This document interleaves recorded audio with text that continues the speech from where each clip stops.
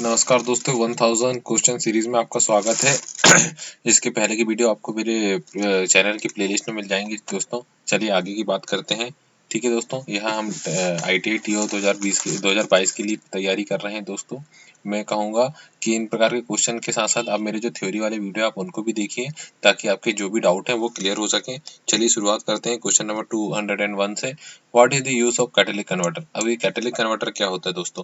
Catalytic converter अर्थात catalytic अर्थात होता है उत्प्रेरक। ठीक है, कैटालिटिक कन्वर्टर क्या होते हैं? इसमें कुछ रासायनिक मतलब कुछ रासायनिक अवयव होते हैं दोस्तों, जो कि क्या करते हैं, जो इमिशन निकलता है, ठीक है, इमिशन अर्थात जो जली हुई प्रदूषित गैसें निकलती हैं, उनको ऐसी गैसों में परिवर्तित करते हैं जो कि वातावरण के लिए कम हानिकारक है। ठीक है, तो what is the use of catalytic converter? तो क्या होगा? Control the fuel, control the emission. ठीक है, बी नंबर का इसका आंसर सही होगा। ठीक है, बी इसका आंसर क्या होगा? बी।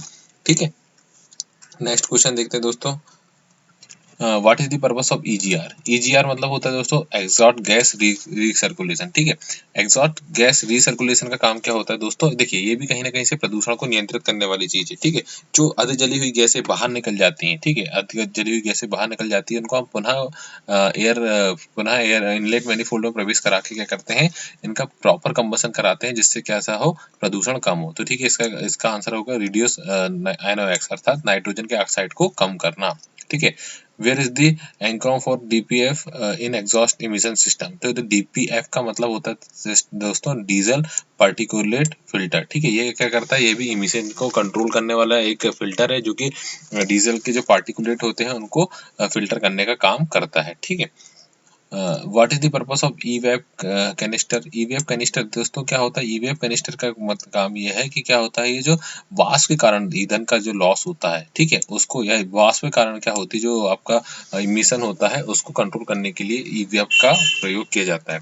देखिए दोस्तों, तीन प्रकार से आपके इमिशन होता है। पहला तो जो डायरेक्ट एग्जॉस्ट गैसें निकलती उनके कारण, दूसरा होता है आपका जो आपका फ्यूल टैंक है, उससे जो पेट्रोल के रूप में जो एवापोरेशन हो जाता है उसके रूप में, और तीसरा क्रैंक केस के जो जली हुई गैसें अर्थात ब्लो वाई जो गैसें होती हैं वो बाहर निकलती है, वो भी प्रदूषण का काम करती है। तो तीन प्रकार से प्रदूषण होता है। ठीक है, तो ई-वेप कैनिस्टर क्या करता है, जो फ्यूल वेपर के कारण जो लॉस होता है उसको कवर करने के लिए इसका प्रयोग किया जाता है। ठीक है, what is the hydrocarbon emission release after the combustion of the engine? ठीक है, क्या हो गया, जो हाइड्रोकार्बन रिलीज होंगे, हाइड्रोकार्बन डायरेक्ट कहाँ से रिलीज होते हैं? एग्जॉस्ट सिस्टम से ही रिलीज होते हैं। ठीक है, एग्जॉस्ट सिस्टम से हाइड्रोकार्बन रिलीज किए जाते हैं वातावरण में। ठीक है, इसको कम करने के लिए अपन किसका प्रयोग करते हैं? कैटालिटिक कन्वर्टर का प्रयोग करते हैं। What does the evaporation emission control eliminate? ठीक है, अब जो इवोपरेशन कंट्रोल एमिशन है, ठीक है, इवोपरेशन इमिशन किसको कंट्रोल करेगा दोस्तों? देखिए, क्या होगा, जो पेट्रोल होता है, अधिकतर पेट्रोल में होता है इवोपरेशन इमिशन। तो पेट्रोल क्या होता है, आपने देखा होगा, अपने आप वातावरण रखा रखा उड़ जाता है। तो पेट्रोल क्या है? एक प्रकार का हाइड्रोकार्बन। तो इसका आंसर क्या होगा आपका? हाइड्रोकार्बन। ठीक है, नेक्स्ट क्वेश्चन, विच इंजन यूज ई-वेप कैनिस्टर? ठीक है, तो मैंने अभी बताया था पेट्रोल इंजन। पेट्रोल क्योंकि सबसे ज्यादा इवोपरेट होता है, इसलिए इसका सही आंसर क्या होगा? B, petrol engine.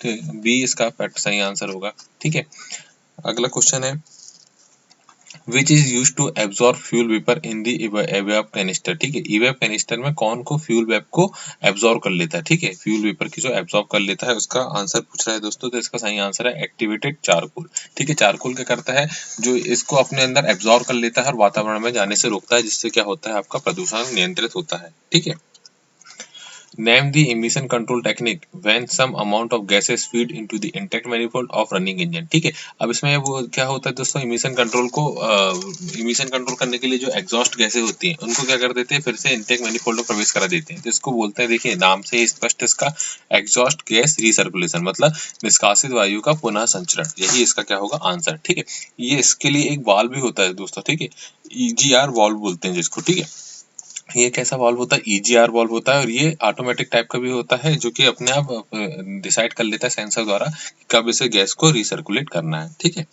Next question देखें दोस्तों।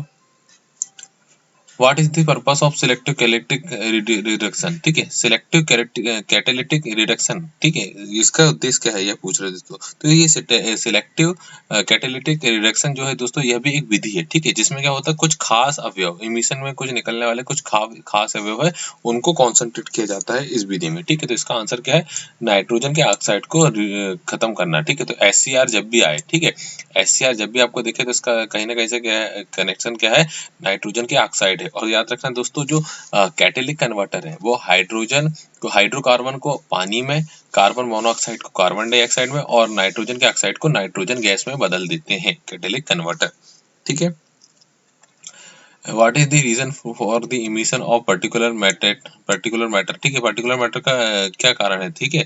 ये तो क्या होता है, जो डीजल में अधिकतर डीजल में होता है, यदि डीजल फ्यूल का सही तरीके से दहन नहीं हो पाता तो क्या होते हैं, यह इमिशन पार्टिकुलेट मैटर के रूप में होते हैं, ठीक है। तो इसको रिड्यूस करने का कारण ही क्या है दोस्तों, मतलब इसको कम करने के लिए हमको क्या करना पड़ेगा, कंबसन को अच्छी तरह से करना पड़ेगा, ठीक है। चलिए अगला क्वेश्चन देखें। How to achieve near zero emission diesel engine, ठीक है, डीजल इंजन अगर हम जीरो एमिशन डीजल इंजन चाहते हैं तो हमको क्या करना पड़ेगा, हमको EGR और ECR का वो EGR और SCR का कंट्रोल दोनों का एक कॉम्बो बनाना पड़ेगा, ठीक है। तो EGR मतलब होता है जली हुई गैसों को पुनः संचरण कर देना और SCR का मतलब होता है सिलेक्टिव कैटेलिटिक रिडक्शन, ठीक है। दोनों विधि का हम प्रयोग करके हम जीरो इमिशन इंजन प्राप्त कर सकते हैं, लेकिन यह दोस्तों पूरी 100% पॉसिबिलिटीज नहीं होती है, कुछ ना कुछ मात्रा में आपका इमिशन होता ही रहता है, ठीक है। What is the purpose of crank case, crank case का पर्पस क्या है दोस्तों, क्रैंक केस सिंपल सी बात है, क्रैंक केस होता कौन सा भाग है, ठीक है। क्रैंक केस क्या करता है आपका, what is the purpose of crank case ventilation पूछा था। तो क्रैंक केस कौन सा भाग है, क्रैंक केस इंजन का वह भाग है जिसमें क्रैंक शाफ्ट लगी हुई होती है। अब क्रैंक केस वेंटिलेशन क्या होता है, इसे एक शॉर्ट में समझ लीजिए। क्या होता है, क्रैंक केस में भरा होता है आपका ऑयल भरा हुआ होता है, ठीक है। अब ब्लो बाय के कारण गैसें, ब्लो बाय क्या होता है, जली हुई जो जो कंबसन गैसें हैं वो पिस्टन के आसपास से लीक होकर कहाँ पहुंच जाती है, क्रैंक केस में पहुंच जाती है। तो क्रैंक केस में पहुंच जाएगी तो इंजन ऑयल को खराब करेगी। तो हम क्या करते हैं, जो ब्लो बाय वाली गैसेस हैं जो क्रैंक केस में पहुंच गई है उनको बाहर निकालने के लिए हम किसका प्रयोग करते हैं, क्रैंक केस वेंटिलेशन का प्रयोग करते हैं, ठीक है। तो इसका यह पूछ रहा है कि कारण क्या है, ठीक है। तो क्या होता है इसका, टू प्रिवेंट प्रेशर बिल्डअप, ठीक है। यदि आपके जो क्रैंक केस है उसमें प्रेशर नहीं बनने देते, ठीक है, गैसें भर जाएगी तो प्रेशर बनाएगी जिसके कारण क्या होगा, आपका ऑयल खराब होगा, ठीक है, यही इसका सही कारण है, ठीक है। नेक्स्ट क्वेश्चन है दोस्तों, what is the positive crankcase ventilation, positive crankcase ventilation देखिए दोस्तों, पॉजिटिव वर्ड आया है, पॉजिटिव में क्या होता है, पॉजिटिव क्रैंककेस वेंटिलेशन में हम जो इससे निकलने वाली गैस है उसको वातावरण में छोड़ेंगे तो क्या होगा, वातावरण प्रदूषित होगा, तो हम इसको बाहर वातावरण में नहीं भेजते, हम इसे कहाँ पुनः सर्कुलेट कर देते हैं, इंजन में एयर फिल्टर के बाद इनलेट मैनिफोल्ड में सप्लाई कर देते हैं ताकि यह पुनः इंजन में जो अर्ध जली गैसें हैं इनको पूरी तरह से हम जला सकें, ठीक है।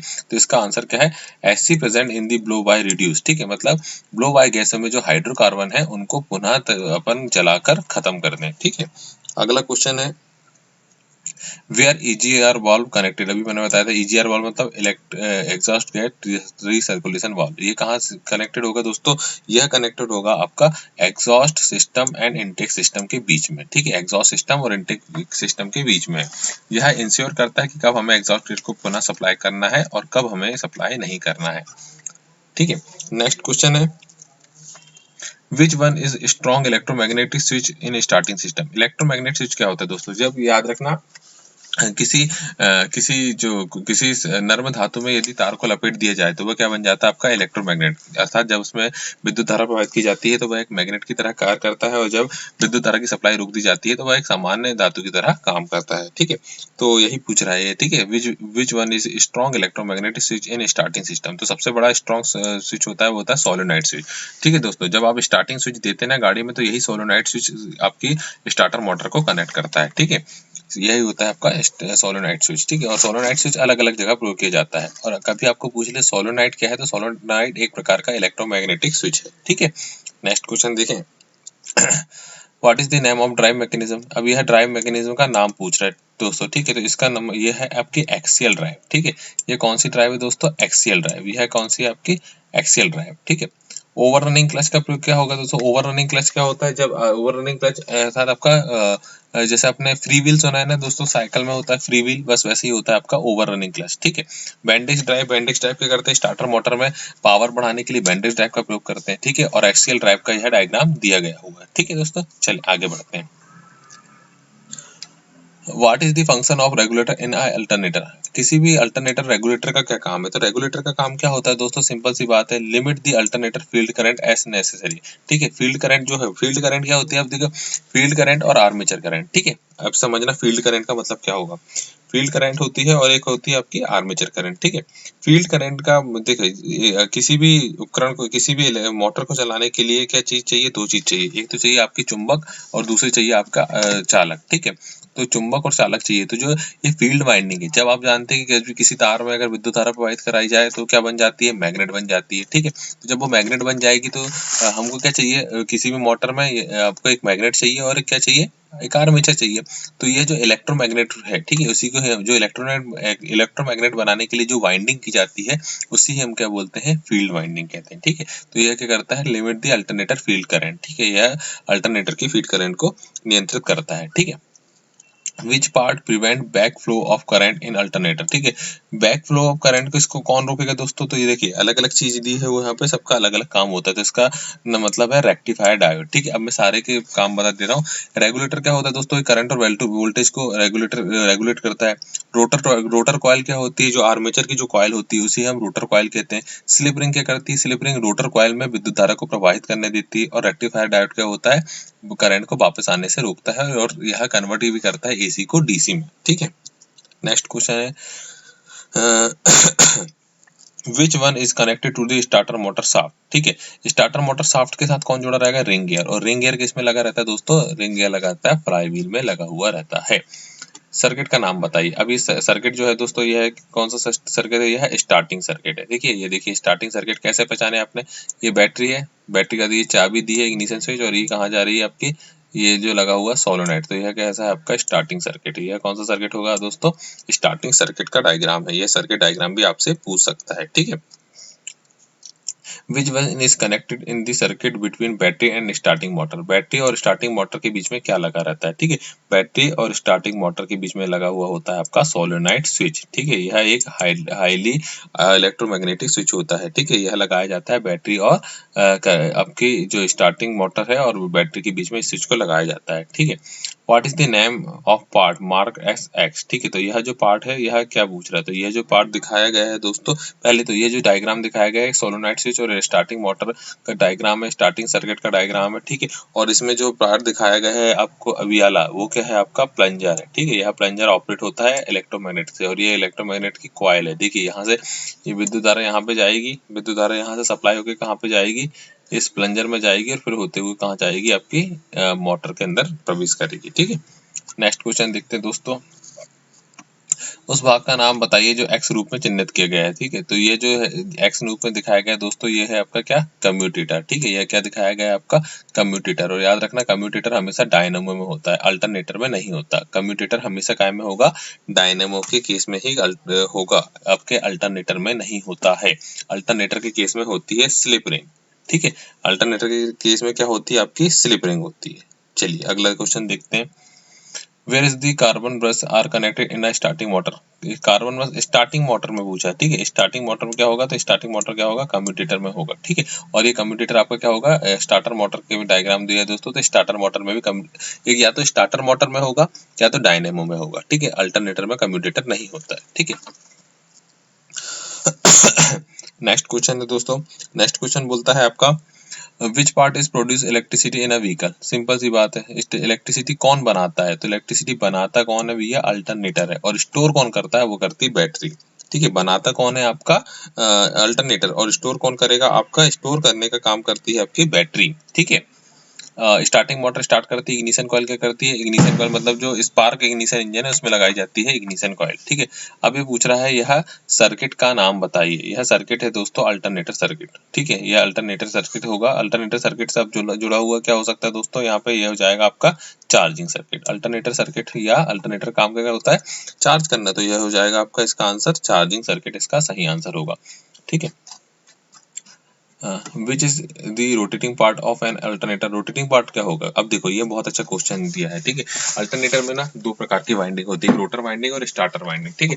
तो क्या होगा, रोटरी पार्ट क्या होगा आपका? रोटर वाइंडिंग ही क्या होती है आपकी? ए रोटरी पार्ट होती है। और स्टेटर वाइंडिंग क्या होगी? स्टेटर वाइंडिंग में विद्युत धारा उत्पन्न होती है। और रोटर वाइंडिंग क्या होती है? चुंबक होती है। अल्टरनेटर के केस में रोटर वाइंडिंग क्या होगी? चुंबक की तरह काम करेगी। और स्टेटर वाइंडिंग क्या करेगी? स्टेटर वाइंडिंग में विद्युत बनती है और वही आपकी रेक्टिफाई होके आगे पहुंचाई जाती है। इसको आपको याद रखना है, ठीक है। कई बार क्वेश्चन पूछ सकते हैं, ठीक है। Which word is used to allow current in only one direction in alternator?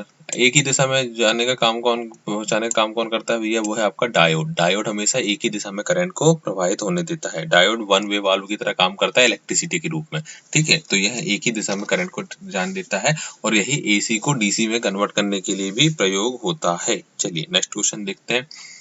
Which one produce AC supply? AC supply कौन बनाएगा? अल्टरनेटर। याद रखना हमेशा, एसी सप्लाई कौन बनाएगा? अल्टरनेटर। डायनेमो बनाएगा डीसी सप्लाई। सेल्फ मोटर क्या करेगी? घुमाएगी। और ट्रांसफार्मर क्या करेगा? ट्रांसफार्मर काम है आपके वोल्टेज को बढ़ाना या घटाना, ठीक है। नेक्स्ट है आपका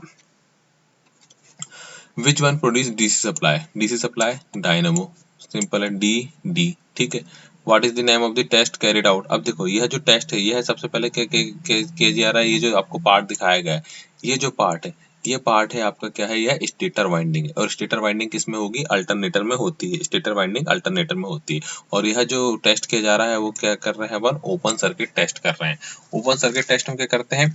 जो दो सिरे रहेंगे दोस्तों, ओपन सर्किट टेस्ट में जो टेस्ट होता है उसमें केवल हम ये देखते हैं कि ये वाइंडिंग कहीं कटी तो नहीं है। देखिए यहाँ से आपकी विद्युत सप्लाई जा रही है, यहाँ बल्ब जुड़ा हुआ है इसमें, और यहाँ एक सिरा यहाँ पे जुड़ा हुआ है। अब मान लो ये आला तार, ये आपस में क्या रहेंगे? कनेक्टेड रहते हैं इस तरह के। स्टार पोल कनेक्शन होता है ना, ये इस प्रकार के जुड़े होते हैं।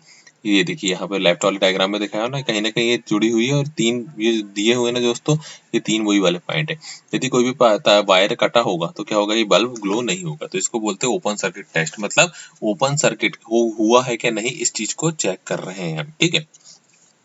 शॉर्ट सर्किट में क्या चेक करेंगे दोस्तों? शॉर्ट सर्किट में क्या होगा? यदि कोई दो कॉइल आपस में जुड़ी हुई तो वो होगा आपका शॉर्ट सर्किट टेस्ट, ठीक है। ओपन सर्किट टेस्ट मतलब यदि कोई कनेक्शन खुला तो नहीं है, उसके लिए होगा आपका क्या? ओपन सर्किट टेस्ट, ठीक है। फुल लोड टेस्ट में क्या होगा? फुल लोड में हम पूरी की पूरी पावर झोंक देते हैं, मतलब पूरे लोड में कैसा परफॉर्म करता है वो चेक करते हैं हम, फुल लोड टेस्ट में चेक करते हैं। चलिए दोस्तों अगला देखते हैं।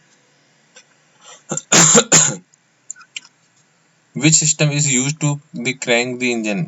भैया इंजन को क्रैंक करने के लिए किसका प्रयोग किया जाता है? आपका क्रैंक। क्रैंक करना क्या होता है दोस्तों? इंजन के चार stroke, suction, compression, power stroke, और या एक साइकिल को पूरा करना क्या कहलाता है? क्रैंक। और इसी प्रोसेस को बोलते हैं क्रैंकिंग। इसके लिए हम प्रयोग करते हैं स्टार्टिंग सिस्टम का। स्टार्टिंग सिस्टम में एक इनिशियल आरपीएम में इंजन को घुमाया जाता है ताकि इंजन स्टार्ट हो सके। चलिए देखें। Which is use to turn the engine flywheel in starting system? ठीक है, इंजन फ्लाई व्हील में स्टार्टिंग सिस्टम के लिए, मतलब फ्लाई व्हील को घुमाने के लिए किसका प्रयोग करेंगे? तो इसका आंसर होगा आपका ड्राइव इन पिनियन, ठीक है। पिनियन गियर के प्रयोग करते हैं। और ये पिनियन काय में लगा हुआ होता है? ये लगा होता है आपके स्टार्टर मोटर में, ठीक है। Next question. Which winding help to produce the magnetic field in starting system? मैंने अभी बताया था मैग्नेटिक फील्ड क्या करेगी हमेशा? फील्ड वाइंडिंग क्या होगी? मैग्नेटिक फील्ड को बनाने का काम करती है। कौन सी आपकी? Field winding. फील्ड वाइंडिंग हमेशा मैग्नेटिक फील्ड बनाएगी। और आर्मेचर वाइंडिंग में क्या होगा आपका? आर्मेचर वाइंडिंग में आपकी विद्युत धारा की सप्लाई होती है। चलिए अगला देखें। Which one of the component used to convert AC to DC? AC से DC बनाने के लिए किसका प्रयोग करते हैं? तो AC से DC हमेशा कौन बनाएगा? आपका रेक्टिफायर। और रेक्टिफायर काय से मिलके बना होता है? रेक्टिफायर में लगे होते हैं डायोड, ठीक है। और जो आपका अल्टरनेटर होता है उसमें फुल वेव डायोड का, वो फुल वेव रेक्टिफायर का प्रयोग किया जाता है, जिसमें 4 डायोड लगे होते हैं। और याद रखना दोस्तों, अल्टरनेटर में कितने डायोड लगे होते हैं? 6। हमेशा याद रखिएगा, अल्टरनेटर में कितने डायोड लगे होते हैं? 6 डायोड अल्टरनेटर में लगे हुए होते हैं, ठीक है। आपसे पूछ सकता है डायोड की संख्या कितनी होगी? 6। चलिए नेक्स्ट देखें। 237। How does alternator get drive from engine? ठीक है, इंजन से कैसे ड्राइव लेगा? ये बेल्ट द्वारा ड्राइव लेता है, ठीक है। अल्टरनेटर इंजन से बेल्ट द्वारा ही ड्राइव लेता है, ठीक है। चलिए 238 देखते हैं। Where does slip ring used? Slip ring का उपयोग कहाँ होगा भैया? अल्टरनेटर में, ठीक है। अब डायनेमो में कौन सा होगा, डायनेमो में होगा स्प्लिट रिंग या कम्यूटेटर। डायनेमो में किसका प्रयोग होता है, स्प्लिट रिंग या कम्यूटेटर का प्रयोग होगा, और सेल्फ स्टार्टर मोटर में भी कम्यूटेटर का प्रयोग होता है। अल्टरनेटर में प्रयोग होता है स्लिप रिंग, ठीक है।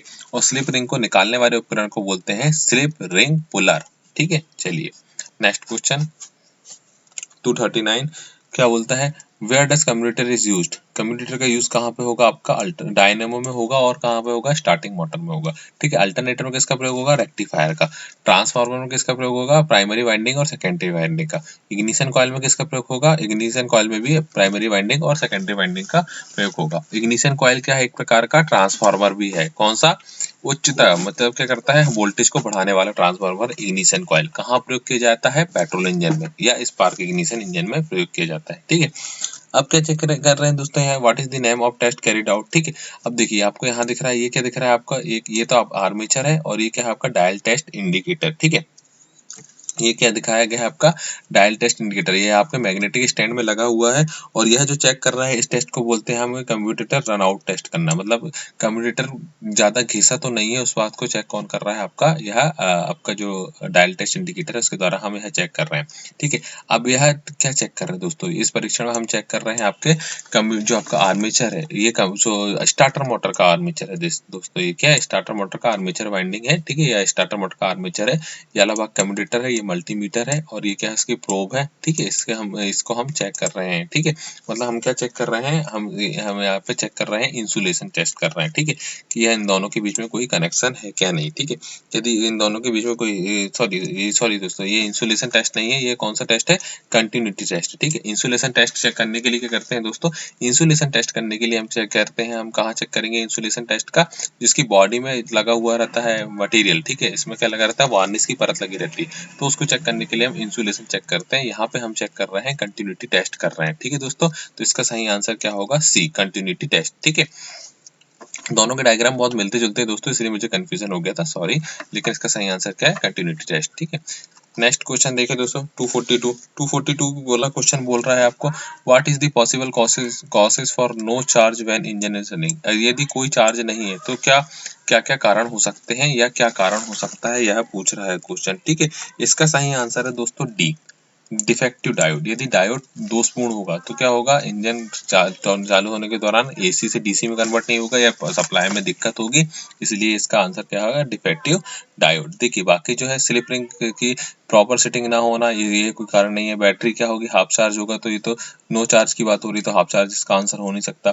स्टार्टर मोटर से कोई संबंध ही नहीं है इंजन के चार्ज होने, मतलब इंजन के ना चार्ज होने का, ठीक है। तो यह सही आंसर क्या होगा, डिफेक्टिव डायोड ही इसका सही आंसर है। चलिए देखते हैं अगला, which one of the cause for low voltage output from alternator, ठीक है। अब लो वोल्टेज आउटपुट हो रहा है अल्टरनेटर से, उसका कारण क्या हो सकता है, कनेक्शन का लूज होना, ठीक है। यदि कनेक्शन लूज कहना है आपका, उसके कारण आपका यह क्या कर सकता है, आपका वोल्टेज को कम कर सकता है, तो लूज कनेक्शन इसका मुख्य कारण है। याद रखना है, ये क्वेश्चन आते हैं और कंफ्यूज करते हैं, ठीक है। Which one is the possible causes for charge at high rate, ठीक है। हाई रेट में क्या होगा भैया, आपकी वोल्टेज रेगुलेटर की जो वाइंडिंग है वो खुल गई है, ठीक है। वोल्टेज रेगुलेटर की वाइंडिंग खुल गई है, तो वोल्टेज रेगुलेटर काम नहीं कर रहा है, तो क्या करेगा, आपके आवश्यकता से अधिक वोल्टेज को उत्पन्न करेगा। इस कारण से क्या हो सकता है, आपका यह कारण हो सकता है ज्यादा चार्ज पहुंचाने का, ठीक है। वोल्टेज रेगुलेटर वोल्टेज को रेगुलेट करने का काम करता है, ठीक है। चलिए नेक्स्ट क्वेश्चन देखते हैं, which one of the possible causes for alternator noisy, ठीक है। तो ये हल्ला करेगा, मतलब आवाज कब करेगा अल्टरनेटर, यदि आपकी माउंटिंग सही नहीं है, तो आपको क्या होगा, अल्टरनेटर का साउंड आने लगेगा, ठीक है, अल्टरनेटर आवाज करने लगेगा, ठीक है। नेक्स्ट क्वेश्चन है दोस्तों, व्हाट इज द परीक्षण का नाम पूछा है दोस्तों, परीक्षण का नाम पूछा हुआ है दोस्तों, कि परीक्षण का नाम क्या कर रही है, जो परीक्षण देखो, ये लगी गई है ना दोस्तों, इसको बोलते हैं हम स्लिप रिंग, और यही जो लगा हुआ है ये अल्टरनेटर वाला भाग है, ठीक है। ये अल्टरनेटर का जो लगा, इसको अल्टरनेटर का रोटर बोलते हैं, इस पार्ट को रोटर बोलते हैं, और ये क्या लगी हुई है, आपकी स्लिप रिंग लगी हुई है, ठीक है। तो इसका आंसर होगा आपका सी आंसर है इसका, शॉर्ट सर्किट टेस्ट, ठीक है। हम यहाँ कर रहे हैं शॉर्ट सर्किट टेस्ट कर रहे हैं, इसी को मैं आपको इसी में कंफ्यूज होकर आपको पिछले वाले क्वेश्चन में बता दिया था। ये कौन सा है आपका, शॉर्ट सर्किट टेस्ट। इसमें हम इस टेस्ट में हम क्या देखते हैं कि भैया इनकी वाइंडिंग कहीं खुली तो नहीं है, ठीक है। अगर खाली खुली होंगी तो इन दोनों के बीच में क्या होगा, ये बल्ब जलेगा, मतलब यह कम्यूटेटर में शॉर्ट सर्किट हो गया है, जिस कारण यह काम नहीं करेगा, ये रोटर खराब हो चुका रहेगा।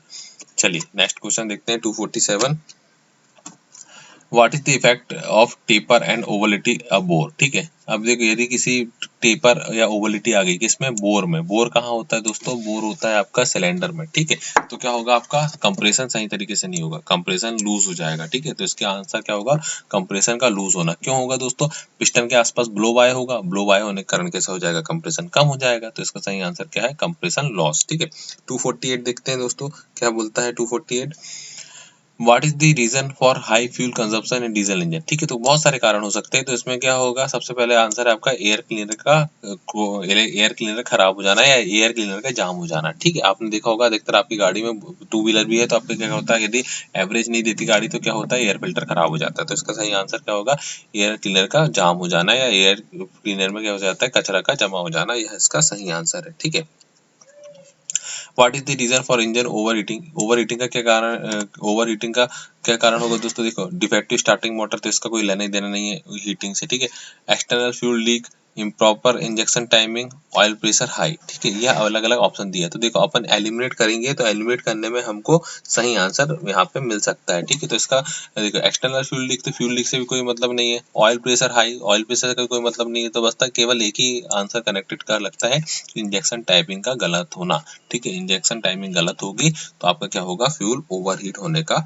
काम करता है। चलिए आज का लास्ट क्वेश्चन देखते हैं, what is the mechanical causes for engine does not start. ठीक है, अब इंजन के स्टार्ट ना होने का कारण क्या हो सकता है दोस्तों। ठीक है, लूज फैन बेल्ट, तो ये फैन बेल्ट का तो कोई मतलब ही नहीं है, लेने देना ही नहीं है इंजन से। ठीक है, क्योंकि फैन बेल्ट किसको चलाएगा, बाकी असेंबली को चलाएगा। डिफेक्टिव रेगुलेटर, रेगुलेटर क्या करता है, अल्टरनेटर से कनेक्टेड है, इसका भी कारण नहीं है। बैटरी फुल चार्ज, ये तो होना चाहिए, बैटरी फुल चार्ज होगी तभी तो आपका इंजन चालू होगा। तो इसका सही आंसर क्या है, clogged fuel tank vent hole. जो फ्यूल टैंक में जो वेंट होल है, ठीक है, वो भरा हुआ है, जिसके कारण क्या होगा, वहाँ आपका एटमॉस्फेरिक प्रेशर पहुंचेगा नहीं और क्या होगा, वो लॉक हो जाएगा, तो पंप उसको खींच नहीं पाएगा। तो यह आज के लिए क्वेश्चन हुए दोस्तों। यदि आपको कोई भी डाउट हो तो आप कमेंट सेक्शन में कमेंट कर सकते हैं। धन्यवाद।